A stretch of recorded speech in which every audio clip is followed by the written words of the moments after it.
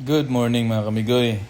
So for today's video, mag-unbox po tayo at mag-install po tayo nitong half crash guard ng SEC Moto Supply para po dito sa ating road sync EDV 160 na metallic brown. So tala mga kamigoy, samahan niyo ako.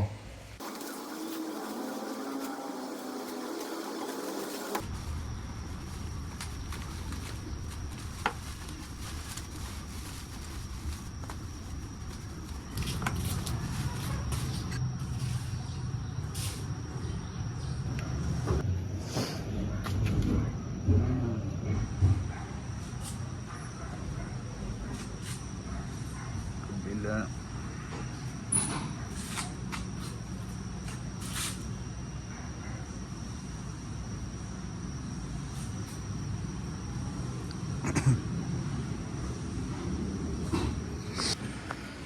So guys, tapos na yung pag-install ko ng SEC half crash guard ng Honda EDV 160 or ito pong latest na model na road sync.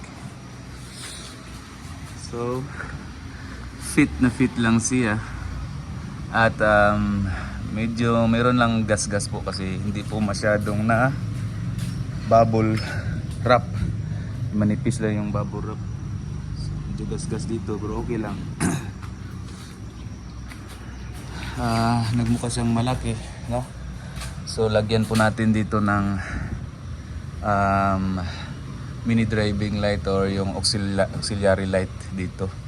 May lalagyan na siya, so easy to install lang. At lagyan din natin ng top box bracket. So yan.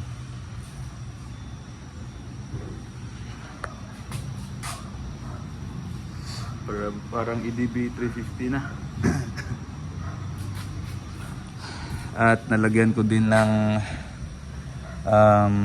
windshield or wind visor enhancer ito. So medyo umangat siya at ang ganda, magandang tingnan.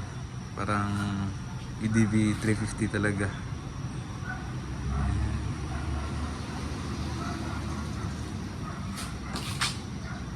Parang EDV 350 talaga. Sobrang laki na tingnan.